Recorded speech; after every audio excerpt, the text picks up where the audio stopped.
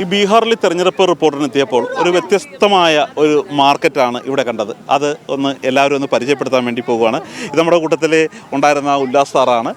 Sir 8 വർഷമായിട്ട് ബീഹാറിലുള്ള ആളാണ്.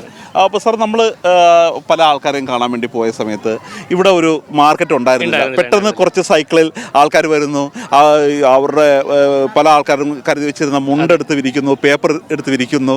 പെട്ടെന്നൊരു മാർക്കറ്റ് ഉണ്ടാകുകയാണ്. കാരണം നമ്മളിപ്പോൾ ഒരു 10 മിനിറ്റ് മുമ്പ് പുറത്ത് അങ്ങോട്ട് പോകുന്ന സമയത്ത് ഉണ്ടായിരുന്നില്ല. വരുമ്പോഴേക്കും ഒരു മാർക്കറ്റ് ഇവിടെ സെറ്റായി. ഇത് ശരിക്കും പറഞ്ഞാൽ ഇവിടെയുള്ള ലോക്കൽ മാർക്കറ്റാണ്. അതായത് ഇവിടെയുള്ള കർഷകർ തന്നെ സാധനങ്ങൾ അവർ എന്താ പറയുക, പാടത്തുണ്ടാവുന്ന സാധനങ്ങൾ കൊണ്ടുവന്ന് മാർക്കറ്റിൽ കൊണ്ടുവന്ന് വിൽക്കുന്നതാണ്. അപ്പോൾ ഇതെന്താണെന്ന് പറഞ്ഞാൽ ഇടനിലക്കാരില്ല എന്നുള്ളതായിരിക്കും. അതില്ലാത്തതുകൊണ്ട് ഇവിടെ എല്ലാം സാധനത്തിനൊക്കെ വളരെ നല്ല വില വളരെ കുറവാണ്. ഈ കൈസ് തരാം 35, അതായത് 30-35 രൂപയ്ക്ക് നമുക്ക് 1 കിലോ കോളിഫ്ലവർ. പിന്നെ ഒരു പ്രത്യേകത കൂടെ ഉണ്ട്. 25 രൂപ.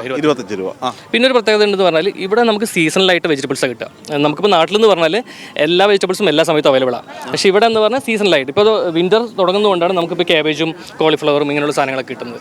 അതേസമയം സമ്മർ ആകുമ്പോൾ ഇതിനനുസരിച്ച് മാറിക്കൊണ്ടിരിക്കും. അതുപോലെ തന്നെ ഇത് ഇടനിലക്കാരില്ലാത്തതുകൊണ്ട് നമുക്ക് വളരെ ചീപ്പായിട്ട് ഇപ്പോൾ നമ്മൾ അവിടെ നോക്കുമ്പോൾ ഈ മൂലിയെല്ലാം 5 രൂപയ്ക്കും എന്താ പറയുക, ചീര അങ്ങനെയുള്ള സാധനങ്ങളൊക്കെ 10 രൂപയ്ക്കൊക്കെ ഒരു പിടി നമുക്ക് കിട്ടാറുണ്ട്. അതുപോലെ തന്നെ ഈ എന്താ പറയുക, പച്ചമുളകൊക്കെ കൂട്ടി വെച്ചിട്ട് തൂക്കി തരുന്ന രീതിയിലല്ല അവര് ഇതൊരു കൈവച്ച്. അതെ, ഒന്നിച്ച് അങ്ങനെ എടുത്തു തരുന്ന രീതിയിലാണ്.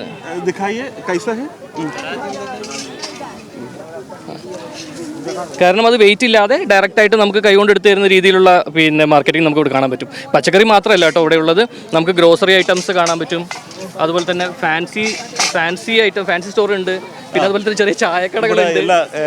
കടുക് മുതൽ എല്ലാ സാധനങ്ങളും നമുക്ക് വീട്ടിലേക്ക് ആവശ്യമുള്ള എല്ലാ സാധനങ്ങളും, നമ്മൾ പച്ചക്കറി മാത്രമല്ല ഗ്രോസറി ഐറ്റംസ് ആയി ഇപ്പോൾ ഈവൻ ആട്ടയും അരിയും എല്ലാം നമുക്ക് ഇവിടെ കിട്ടും. അതുപോലെ തന്നെ ഫാൻസി സ്റ്റോറും അപ്പുറം തന്നെ ഉണ്ട്. ഒരു ചെറിയ വില്ലേജ് മാർക്കറ്റായിട്ട് നമുക്ക് ഇതിനെ കാണാം. ഇത് എങ്ങനെയാണ് ഒരാഴ്ചയിൽ എല്ലാ ദിവസവും രീതിയിലാണോ ഉണ്ടാകാറുള്ളത്? അത് ഓരോ സ്ഥലത്ത് ഡിപ്പെൻഡ് ചെയ്തിരിക്കും. കാരണം ചില സ്ഥലങ്ങളിൽ എല്ലാ ദിവസവും ഉള്ളതുണ്ട്. ഇത്തിരി വലിയ ഗ്രാമങ്ങളാകുമ്പോൾ എല്ലാ ദിവസവും ഉള്ളുണ്ട്. ഇവിടുത്തെ എങ്ങനെയാണെന്ന് പറഞ്ഞാൽ ഒന്നിടവിട്ടിട്ടാണ് വരുന്നത്. ഈ ഗ്രാമത്തിൽ ഒന്നിടവിട്ടിട്ട് വരുന്നു. ഈ കർഷകരെ കൊണ്ടുവന്ന് അവരവരുടെ സാധനങ്ങൾ ഇവിടെ വിൽക്കുകയാണ് ചെയ്യുന്നത്. മൂലിക്കൊക്കെ 5 രൂപയാണ് ചോദിച്ചപ്പോൾ കണ്ടത്. അതെ, 5 രൂപയൊക്കെ ഉള്ളൂ. 5 രൂപ. അതുപോലെ തന്നെ ചീരയൊക്കെ വെറും 10 രൂപയ്ക്കൊക്കെയാണ് ഒരു വലിയ പിടി നമുക്ക് തരുന്നത്. വെറും 10 രൂപയ്ക്കൊക്കെയാണ് തരുന്നത്. അതുപോലെ തന്നെ കോളിഫ്ലവറിനൊക്കെ 25-30 രൂപയൊക്കെ ഉള്ളൂ.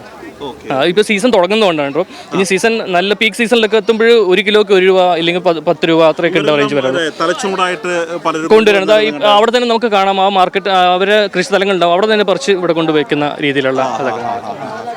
അപ്പോൾ ഇത് നമുക്ക് നോക്കി അറിയാൻ പറ്റും. ആ കൃഷിസ്ഥലം ഏതാനും ഒരു 50 മീറ്റർ പോലും ഇല്ല അല്ലേ? ഏകദേശം ഒരു 20 മീറ്റർ 30 മീറ്ററേ ഉള്ളൂ. അവിടുന്ന് പറിക്കുന്നു, ഇവിടെ കൊണ്ടുവരുന്നു. അതുപോലെ തന്നെ ഇനി അടുത്ത് തന്നെ കൃഷിസ്ഥലങ്ങളൊക്കെ ഉണ്ടെങ്കിൽ ഇപ്പോൾ ചുറ്റുപാടുള്ള കൃഷിസ്ഥലങ്ങളിലെ എല്ലാ ആളുകളും അവിടെ നിന്ന് കളക്ട് ചെയ്യുന്നു, അതുകൊണ്ടുവന്ന് ഇവരെ മാർക്കറ്റിൽ ഇവർ വെക്കുന്നു. ആ രീതിയിലാണ് പോകുന്നത്. അപ്പോൾ നമുക്കത് വളരെ ചീപ്പായിട്ട് കിട്ടും.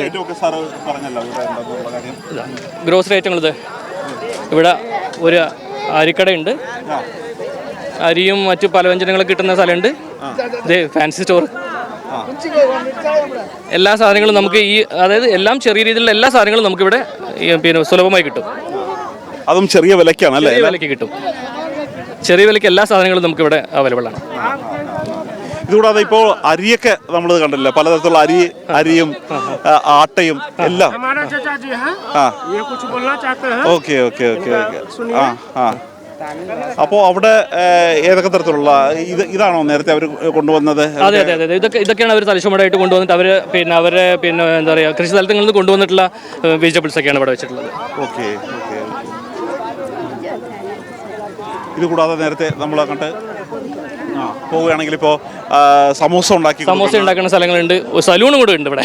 സലൂണിന്റെ ഒരു പ്രത്യേകത എന്ന് വെച്ചാൽ ചലിക്കുന്ന സലൂൺ. അതായത് ബാർബർ നമ്മുടെ അടുത്ത് വരും, വന്നിട്ട് കട്ട് ചെയ്ത് തരുന്ന വാതിൽപ്പടി വിതരണം എന്ന് കേട്ടത്. ആ ഒരു സംഭവം ഉണ്ട് ഇവിടെ നമുക്ക് നോക്കിയാൽ കാണാൻ പറ്റും. ചലിക്കുന്ന ഒരു സലൂൺ തന്നെ നമുക്ക് പറയാം. നമുക്ക് അദ്ദേഹത്തോട് തന്നെ ചോദിക്കാം. ഈ ബാൽ बनाने के लिए और शेविंग के लिए कितना लेते हैं? 20 रुपया बाल बनाने के लिए. बाल बनाते हैं तो 50 रुपया में बाल दाढ़ी बनाते हैं. अच्छा, 50 रुपये में बाल दाढ़ी बन जाएगी. हाँ, 20 रुपया दाढ़ी बना लेते हैं. അപ്പോൾ എല്ലാ ഉപകരണങ്ങളും അദ്ദേഹത്തിന്റെ ഉണ്ട്. അതായത് 50 രൂപയ്ക്ക് കട്ടിങ് ഷേവിംഗ് ആവും. इतने बात खाली पूछते हैं कि और कोई बात पूछना है? सरकार वालों के बारे में कुछ पूछना है? वही ना कहते हैं कि अखनी तो हम लोग भुखमरी धरे हुआ तो यहाँ आके के पिड़िया लगा के बना के खाते हैं और सरकार हुआ गद्दी पर न बैठ कर गद्दी पर बैठते हैं। അപ്പോൾ ഏതായാലും വളരെ ചുരുങ്ങിയ ചെലവിൽ തന്നെ കട്ടിങ് ഷേവിംഗ് നടന്നു പോകും. എന്നുള്ളതാണ്. അപ്പോൾ ഒരു ഗ്രാമം എങ്ങനെയാണ്? കാര്യം നമ്മളുടെ ഒരു നാട്ടിലാണെങ്കിൽ ഒരു 40 വർഷം മുമ്പ് പോലും ഇങ്ങനെ ആയിരുന്നു എന്ന് നമുക്ക് കരുതാൻ. അതെ, 40 കൊല്ലം മുമ്പുള്ള ഒരു രീതി ഇപ്പോഴും ഇവിടെ നടന്നുകൊണ്ടിരിക്കുന്നുണ്ട്. ആ സാധനങ്ങളെല്ലാം നമുക്ക് നോക്കാം. ശരിക്കും പറഞ്ഞാൽ നമുക്കൊരു പണ്ട് കാലത്ത് എങ്ങനെയായിരുന്നു കേരളത്തിലുണ്ടായിരുന്ന ആ രീതിയൊക്കെ ഇപ്പോൾ ഇപ്പോഴും ഇവിടെ നടന്നുകൊണ്ടിരിക്കുന്നുണ്ട്. അതെ അതെ. അപ്പോൾ ഇടനിലക്കാരില്ല, ആവശ്യക്കാർക്ക് നേരിട്ട് വരാം. കൃഷിയിടത്തിൽ നിന്ന് നേരിട്ട് കിട്ടുന്ന പച്ചക്കറികൾ അത് ഇവിടെ നമുക്ക് വാങ്ങിയെടുക്കാൻ പറ്റും. പച്ചക്കറി കൂടാതെ തന്നെ അരിയും മറ്റു സാധനങ്ങളും മുളക് ഉൾപ്പെടെയുള്ള സാധനങ്ങളുണ്ട്. ഇനി കട്ടിങ്ങും ഷേവിങ്ങും ഉൾപ്പെടെയുള്ള കാര്യങ്ങൾ ഇവിടെയുണ്ട്. അങ്ങനെ എല്ലാം കൊണ്ടും ഒരു ഗ്രാമീണമായ ഒരു ചന്ത ഇവിടെ എത്തിക്കഴിഞ്ഞാൽ ജീവൽ സംബന്ധിയായ എല്ലാ കാര്യങ്ങൾക്കും ഒരു മറുപടി നൽകുന്ന ഒരു സ്ഥലം തന്നെയാണ് ഈ ബീഹാറിലെ ഈ ചന്ത.